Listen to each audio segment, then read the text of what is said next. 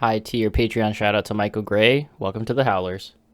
All right, so I am picking a new second winner for the Rhythm of War giveaway because after Christy won, the second person never responded to me to get them a book. So,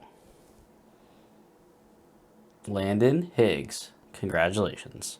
So, please feel free to email me and we will get you a book. I will be talking about Saint's Blood today, which is Sebastien de Castell's third book of the Greatcoats series. And overall, I would say that I have sort of mixed opinions on this book.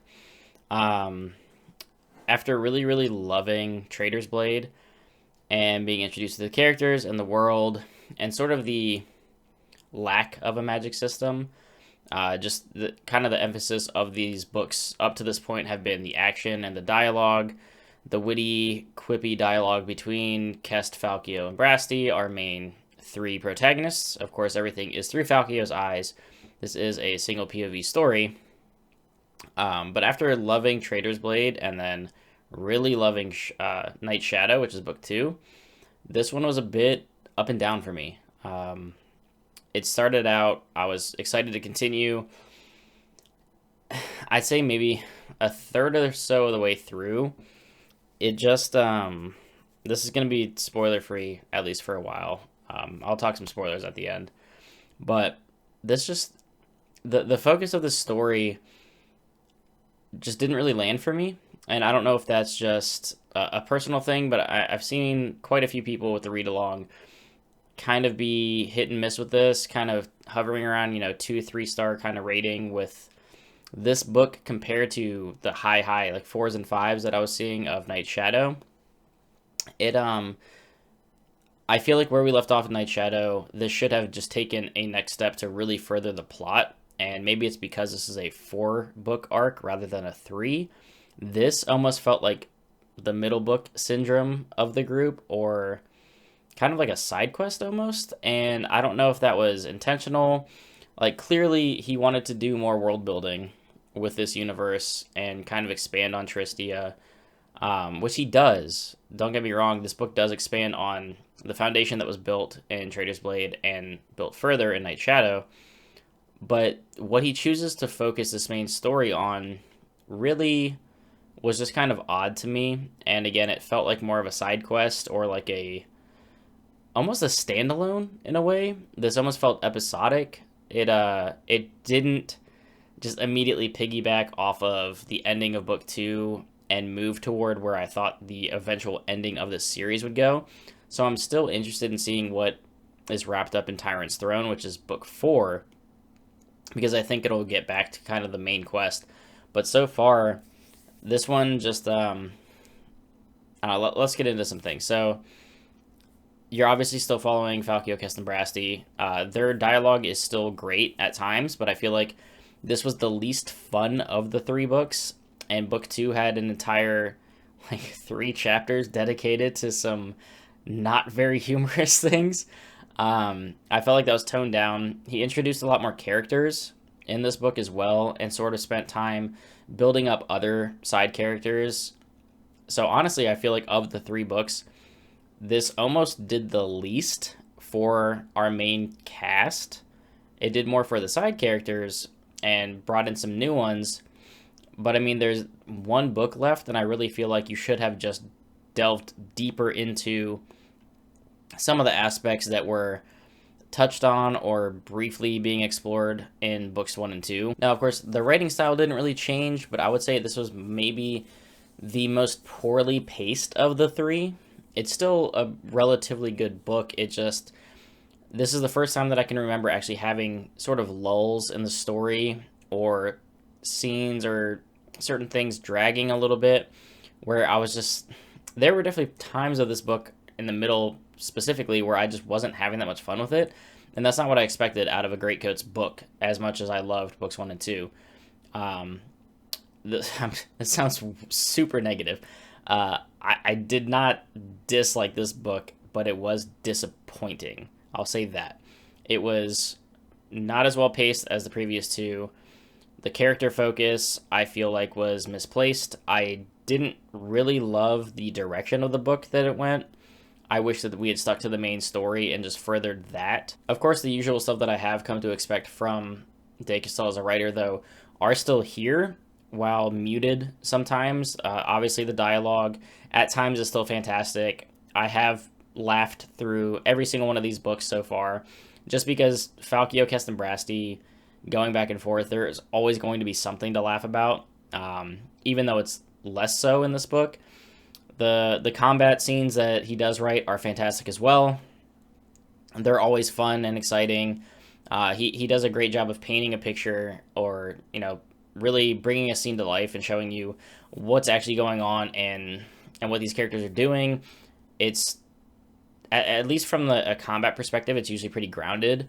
The one place where I would say it's not grounded is what he chooses to do, just sort of with the magic system and how involved saints and gods are in the storyline. That's all I'm going to say about it. I don't want to spoil anything, but it felt like to me this book went away from the very Three Musketeers grounded sort of fantasy that it was, and sort of tried to do more fantastical things and introduce some themes and narrative choices that it just didn't really do it for me, I guess. So overall, I still gave this, I think, like a 3 on Goodreads, whatever it is.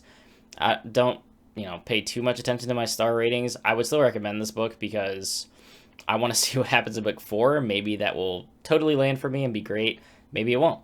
Overall, I mean, if you've gone 2 books in and you're enjoying the series, I would say continue, because I do want to finish it and see what happens in book 4. But so I'll jump into some quick spoiler things to further explain my main issues with this.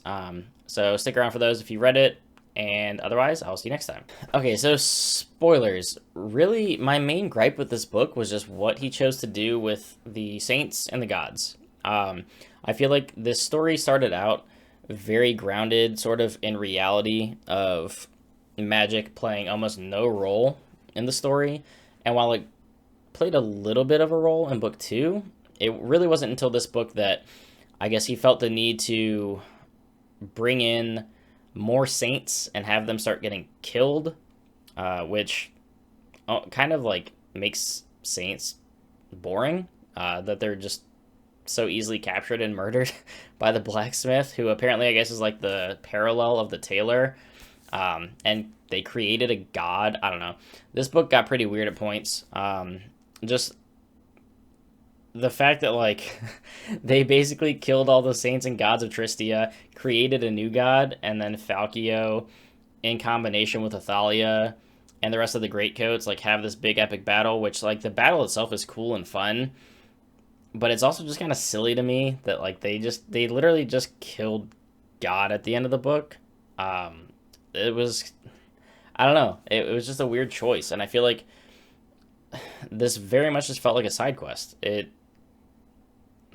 I don't know. It's like a standalone story. Like, what did this do to further? Like, I guess it helped grow Aline's character a little bit, and suddenly she's just like a badass little 14-year-old that like talks shit and stands up to everybody, which doesn't really feel earned. Like, yeah, I know she's supposed to be training under Valiana and the tailor as her grandmother, but like, was there really enough time for her from like the end of Night Shadow, where she was just this terrified little child, to now where she's just like kind of like handshaking but ready to rule? I don't know. She kind of did like a character swap, it felt like. And just overall the whole focus of this, like, what happened to Trin? Right? That's her name? Like, what happened to the whole, like, what, everything this was building towards? Like, I don't know. I assume it'll happen in Tyrant's Throne, but like, why did this book just felt kind of like weird to me? Yeah, I guess overall, like, whereas I thought he kind of fixed some of the plot convenience stuff from book 2, I feel like book 3 was like the worst culprit of this, where things just kind of happened because reasons. Like, they create a god and he kills Kest by talking to him, and then Falkio's like, oh, I can just have his hand over my heart, kill me, and I'll find him in this other realm or dimension in between and bring him back to life. Like, what? Like, where did that come from? And then just like oh, there's just this blacksmith all of a sudden that's creating these masks that makes people go crazy, and like he's killing saints, and then they like magically find the fix for Valiana because why not? Um, just the fact that Falkio and Athalia kill a god, and Aline suddenly just knows she can recite laws at them, and that's their weakness. Like, I don't know. This shit got really goofy to me, guys.